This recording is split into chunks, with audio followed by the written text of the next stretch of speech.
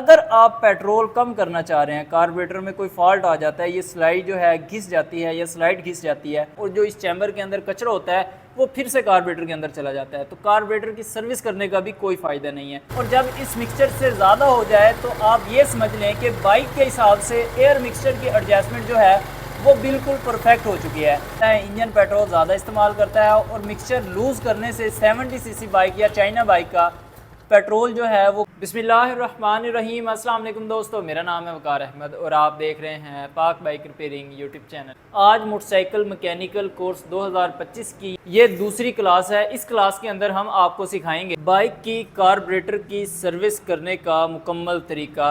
इस कार्बोरेटर में ज़्यादातर इशू जो होता है वो ओवरफ्लो का होता है। जब आप बाइक का पेट्रोल ऑन करते हैं तो पेट्रोल जो है इस चैम्बर वाली जगह से ओवरफ्लो करना शुरू कर देता है। ये प्रॉब्लम क्यों आता है और इसको कैसे ठीक करना है।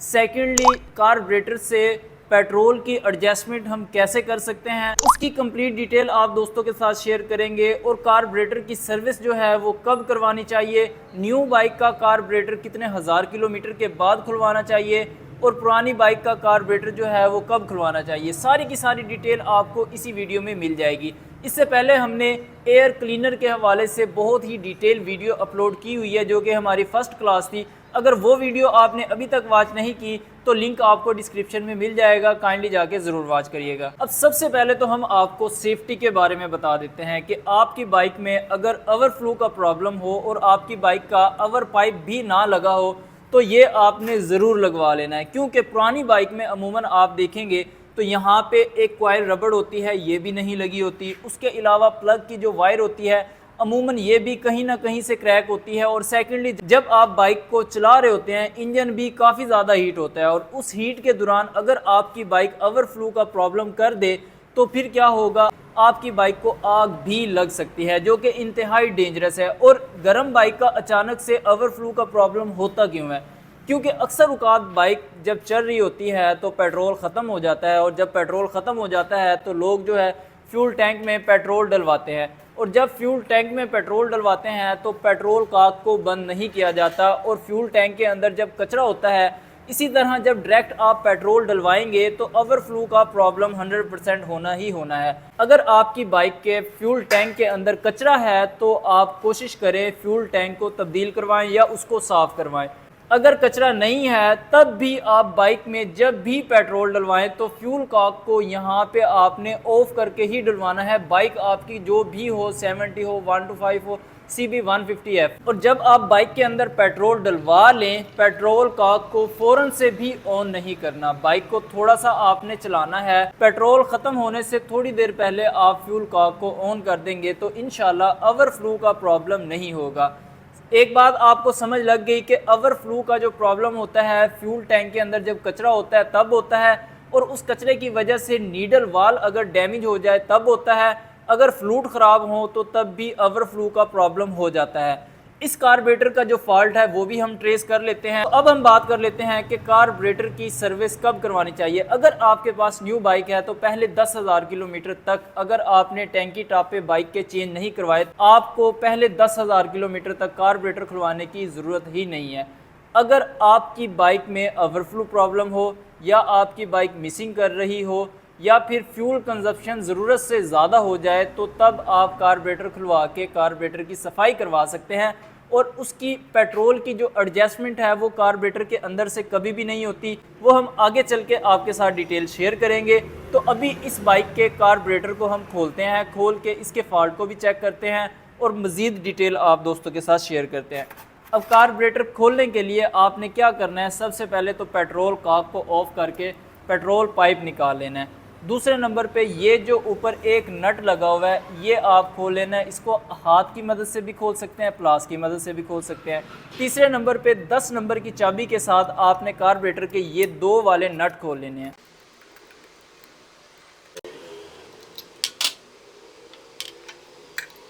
अब ये जो कार्बोरेटर है हमने बाइक से अलग कर लिया है। अब इसकी सर्विस का प्रोसेस शुरू हो जाता है।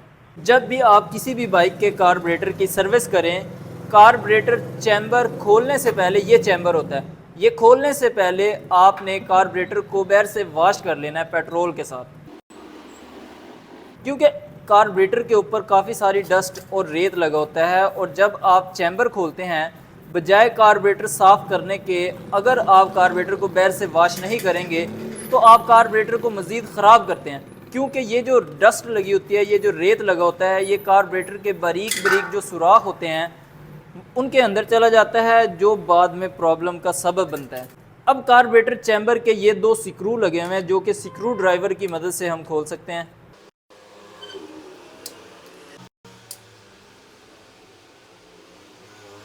अगर आपकी बाइक बहुत ज़्यादा लॉन्ग टाइम तक खड़ी रहती है और आप बाइक के कार्बोरेटर से पेट्रोल ख़त्म नहीं करते तो कार्बोरेटर चैम्बर जो है वो अंदर से इस तरह का हो जाता है जैसा कि इसका है। ये तो कम है, बहुत सारी बाइक्स हमारे पास आती हैं जिनका इससे भी ज़्यादा ख़राब हो जाता है। जब भी आप बाइक खड़ी करके जाएं तो कार्बोरेटर चैम्बर जो है पेट्रोल से खाली करके जाएं। अभी हमने क्या करना है, इसके फ्लूट जो हैं उनको निकाल लेना है। फ्लूट की ये एक पिन होती है, नोज़ प्लास की मदद से आप उसको ईज़िली निकाल सकते हैं। और ये जो फ्लूट और नीडल वाल हैं ये हमने निकाल लिए हैं, अलग कर लिए हैं। अब बारी आ जाती है मेन जेट और स्लो जेट खोलने की। कार्बोरेटर का मेन जेट खोलने की ज़रूरत नहीं होती। जब आप मेन जेट खोलते हैं तो इसके अंदर एक ट्यूब होती है, और जब मेन जेट खोल के आप एयर प्रेशर लगाते हैं वो ट्यूब जो है वो निकल जाती है। फिर बहुत सारे दोस्तों को ये नहीं पता होता कि ट्यूब को सीधा कैसे फिट करना है, उल्टा कैसे फिट करना है, और जब वो एक जगह निकली हो और दोबारा जब आप फिट करेंगे तो अमूमन वो ठीक फिट नहीं होती, जिसकी वजह से बाइक मिसिंग करती है। फ्यूल कंजप्शन जो है वो बाइक की ज़्यादा हो जाती है। तो मेन जेट खोलने की ज़रूरत ही नहीं है, खोलना क्यों है हमने। उसके बाद बारी आ जाती है स्लो जेट की। तो स्लो जेट आप खोल सकते हैं। ये जो स्लो जेट है स्क्रू ड्राइवर की मदद से नहीं खुला, और अब हमने इसको प्लास की मदद से खोल लिया है, क्योंकि इसकी अंदर से चूड़ियाँ थोड़ी सी ख़राब हैं कार्बोरेटर के, लेकिन इशू कोई नहीं है। बस इतना टाइट हो जाए कि खुद ब खुद स्लो जेट जो है वो खुल के चैम्बर में ना गिरे तो कोई मसला नहीं है, ये ठीक चलेगा। अब इसके अंदर जितने भी ये होल्स हैं उनके अंदर पहले तो पेट्रोल का प्रेशर लगाना है। उसके बाद अगर आपके पास एयर प्रेशर है तो फिर आप एयर प्रेशर लगाएंगे, अदरवाइज़ ये जो कैन है पेट्रोल कैन, इसी को होल के ऊपर रखना है आपने और इसको ज़ोर से दबाना है। ठीक है, जब आप इसको ज़ोर से दबाएंगे तो हवा प्रेशर के साथ निकलेगी। ठीक है, और आपको एयर प्रेशर लगाने की ज़रूरत पेश नहीं आएगी। इसी तरह ये वाला जो होल है यहाँ पे आपने रख के इस कैन को ज़ोर से दबाना है। ठीक है, हवा जो है इस सुराख को भी खोल देगी। इसी तरह इस कैन को, ये 2 जो होल लगे हुए हैं यहाँ पे रख के आप इधर प्रेस करेंगे तो ये भी इसी तरह खुल जाएंगे सुराख, अगर बंद हैं तो। अगर आपके पास इस तरह की पुरानी बाइक है तो आप कोशिश करें हर ट्यूनिंग के साथ अपनी बाइक के कार्बोरेटर की सर्विस भी ज़रूर करवाएं। अगर न्यू बाइक है तो आपको ट्यूनिंग के साथ कार्बोरेटर की सर्विस करवाने की ज़रूरत नहीं है। जब कभी भी आपकी बाइक में ओवरफ्लो का प्रॉब्लम हो तो आपने एक काम ज़रूर करना है, नीडल वाल उस बाइक का ज़रूर रिप्लेस करना है, क्योंकि नीडल वाल ख़राब होने की वजह से ही कार्बोरेटर जो है ओवरफ्लो का प्रॉब्लम करता है। अब ये जो नीडल वाल है इसका ये छोटा चैम्बर है, इस चैम्बर के अंदर यहाँ से पेट्रोल इन होता है, जो कि पेट्रोल पाइप इस जगह पे लगा होता है। अब इस जगह पे जब आप पेट्रोल डलवाते हैं इस चैम्बर में और नीडल वाल के दरमियान थोड़ा सा भी कचरा आ जाए, ज़र्रा भी आ जाए, तो बाइक जो है ओवरफ्लो का प्रॉब्लम शुरू कर देती है। और यही प्रोसेस जब बार बार रिपीट होता है तो इसकी ये आगे एक बारीक सी रबड़ लगी होती है जो कि नरम होती है और जो कि ओवरफ्लो का प्रॉब्लम या फिर कार्बोरेटर का लेवल जो है वो मैनेज करती है। अगर ये रबड़ भी डैमेज हो जाए तो फिर भी ओवरफ्लो का प्रॉब्लम ठीक नहीं होता, चाहे आप कार्बोरेटर की जितनी मर्तबा मर्ज़ी सर्विस कर लें, ओवरफ्लो का प्रॉब्लम ठीक नहीं होगा। अब इस बाइक का जो कार्बोरेटर का नीडल वाल है ये हम रिप्लेस कर रहे हैं और क्रॉनलिफान कंपनी का डाल रहे हैं। ओल्ड मॉडल में क्रॉनलिफान कंपनी का आपको नीडल वाल मिल जाता है और क्वालिटी भी बहुत अच्छी है, कीमत भी इंतहाई मुनासिब है। क्रॉनलिफान कंपनी की कोई भी प्रोडक्ट आप क्राउन ई शॉप से परचेज़ कर सकते हैं, लिंक आपको डिस्क्रिप्शन में मिल जाएगा। अगर आपको 15% डिस्काउंट चाहिए तो डिस्काउंट कोड वाली जगह पे आप लिखेंगे PBR15 ऑफ, तो 15% डिस्काउंट भी मिल जाएगा। पाकिस्तान के किसी भी शहर में क्रॉनलिफान कंपनी की कोई भी प्रोडक्ट आप मंगवा सकते हैं। अब सबसे पहले तो हमने इसका स्लो जेट फिट करना है। इसको फिट करने के लिए आप स्क्रू ड्राइवर की भी मदद ले सकते हैं या फिर प्लास की मदद ले सकते हैं। अब ये बहुत ज़्यादा टाइट नहीं हुआ, लेकिन हमें इस चीज़ का भी अंदाज़ा है जितना ये टाइट हुआ है कि उतना टाइट जो है स्लो जेट खुद ब खुद नहीं खुल के चैम्बर में नहीं गिरेगा। स्लो जेट फिट करने के बाद हमने फ्लूट और नीडल वाल को फिट करना है। नीडल वाल को आपने ये जो फ्लूट के अंदर जगह बनी हुई है इस जगह में इस तरह से आप फिट करेंगे और ऊपर एक उंगली रखेंगे और उस उंगली की मदद से नीडल वाल को आप चैम्बर में इजीली फिट कर सकते हैं। फिट करने के बाद ये जो पिन है आप इस पिन को यहाँ पे ऐसे फिट कर देंगे। अब इसके लेवल की एडजस्टमेंट करने की ज़रूरत नहीं है। अक्सर औक़ात लोग जो हैं वो इसका लेवल ख़राब कर देते हैं कि ओवरफ्लो का प्रॉब्लम है जी, लेवल मैं कम कर रहा हूँ। लेवल का प्रॉब्लम ही नहीं होता, नीडल वाल का मसला होता है। जस्ट आप नीडल वाल चेंज करें और मसला जो है वो ठीक हो जाएगा। अगर फ्यूल टैंक में कचरा है तो उस कचरे को आप ठीक करें, बस ये दो काम ठीक करेंगे, इंशाल्लाह ताला ओवरफ्लो का प्रॉब्लम भी ठीक हो जाएगा।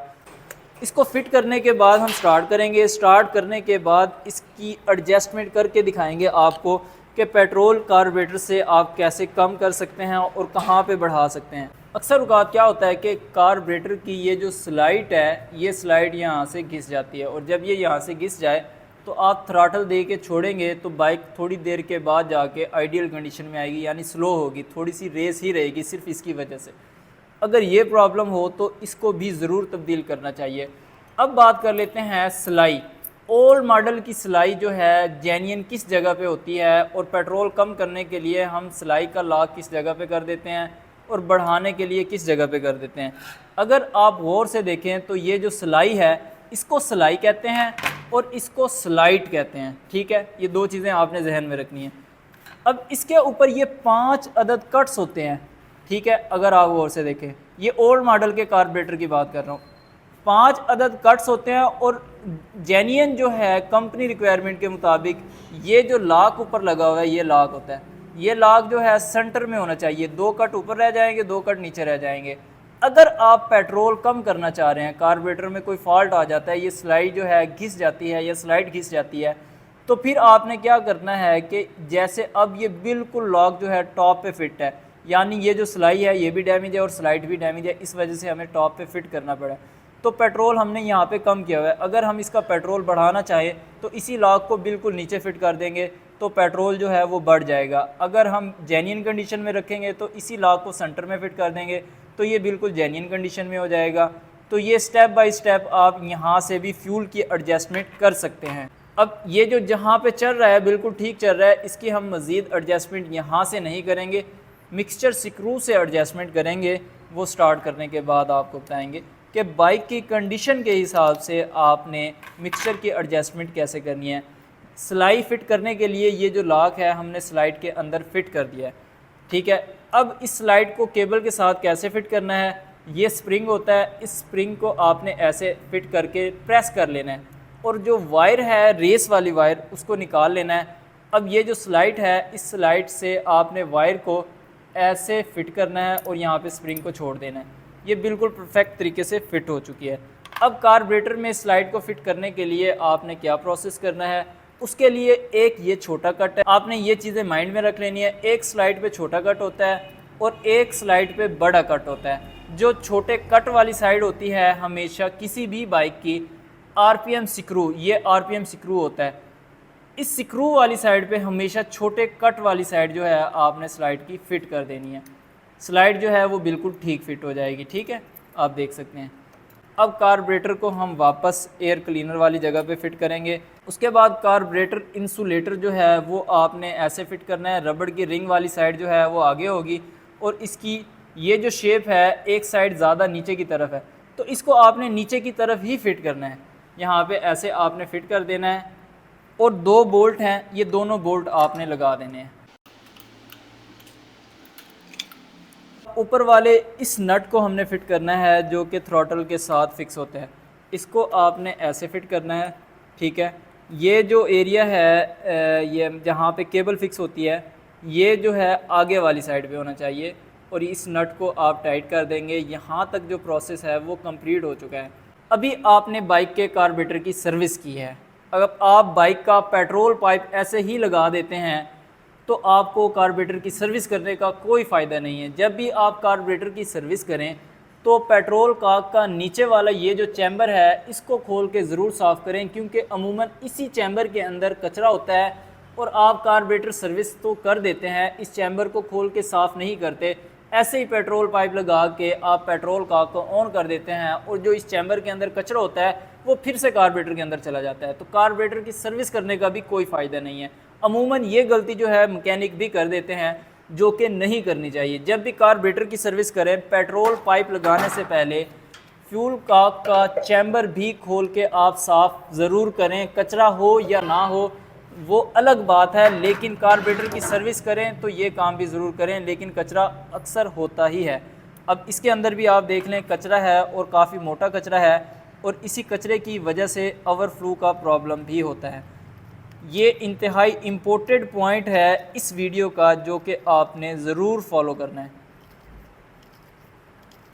अब इसके अंदर आप देखें कि कितना सारा कचरा निकला है, ठीक है। अब आपके ख्याल में क्या है कि भाई अगर इसको हम साफ़ ना करें और ऐसे ही लगा दें, ये कचरा कार्बोरेटर के अंदर नहीं जाएगा और हमें कार्बोरेटर की सर्विस करने का क्या फ़ायदा होगा जब तक हम ये काम कंप्लीट ही नहीं करेंगे। Carburettor chamber neat and clean हो चुका है। इसके अंदर एक जाली भी होती है, लेकिन इसके अंदर नहीं है, वो जाली भी आप निकाल के ज़रूर चेक कर लें। अब इसके ऊपर एक रबड़ का रिंग भी लगा हुआ है जो कि पेट्रोल लीकेज होने से बचाता है। आपने क्या करना है कि पेट्रोल पाइप लगाने से पहले पेट्रोल को ऑन करना है, ठीक है। जब यहाँ से थोड़ा सा पेट्रोल निकलने लग जाए, पेट्रोल काक को ऑफ़ करके फिर आप पाइप लगाएंगे तो ये सही तरीका है। उसके बाद आपने पेट्रोल काक को ऑन कर देना है। पेट्रोल चैम्बर के अंदर जा रहा है, हमें ये भी पता चल जाएगा कि कार्बोरेटर जो है अब ओवरफ्लो का प्रॉब्लम करता है या नहीं करता। ओवरफ्लो पाइप ज़रूर लगाना है आपने। अब हम बाइक को स्टार्ट कर लेते हैं। बाइक स्टार्ट होने का मतलब ये है कि कार्बोरेटर चैम्बर में पेट्रोल चला गया है और आप देख लें कि अभी तक कार्बोरेटर से ओवरफ्लो का प्रॉब्लम नहीं हुआ, यानी कि ओवरफ्लो का जो प्रॉब्लम है वो ठीक हो चुका है। अब मिक्सचर की एडजस्टमेंट करने के लिए सबसे पहले तो आपने आरपीएम को थोड़ा सा बढ़ा लेना है ताकि बाइक बंद ना हो। उसके बाद आपने क्या करना है कि इस मिक्सचर को पहले थोड़ा सा आपने टाइट करना है।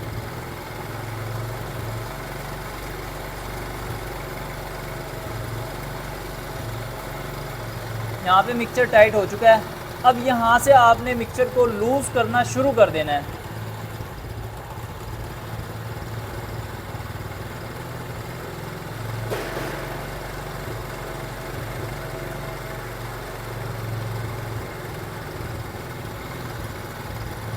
अब यहाँ पे मैं लूज़ कर रहा हूँ, लेकिन आरपीएम जो है वो डाउन हो चुका है।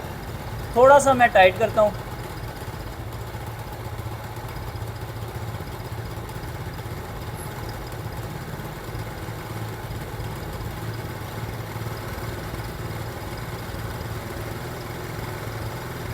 थोड़ा सा मैंने मिक्सचर को टाइट किया। अब यहाँ पे आरपीएम फिर ज़्यादा हो चुका है। इस मिक्सचर से आरपीएम जो है कम नहीं होना चाहिए, ज़्यादा होना चाहिए। और जब इस मिक्सचर से ज़्यादा हो जाए तो आप ये समझ लें कि बाइक के हिसाब से एयर मिक्सचर की एडजस्टमेंट जो है वो बिल्कुल परफेक्ट हो चुकी है। अब यहाँ से हम आरपीएम डाउन कर देते हैं। अब आपकी बाइक ना तो बहुत ज़्यादा पेट्रोल पिएगी और ना ही बहुत कम पेट्रोल इस्तेमाल करेगी। लेकिन अब ये चीज़ मैं आपको बता दूं कि 70 सीसी बाइक का मिक्सचर टाइट करने से कार्बोरेटर जो है पेट्रोल ज़्यादा इस्तेमाल करता है, इंजन पेट्रोल ज़्यादा इस्तेमाल करता है। और मिक्सचर लूज़ करने से 70 सीसी बाइक या चाइना बाइक का पेट्रोल जो है वो कम इस्तेमाल होता है।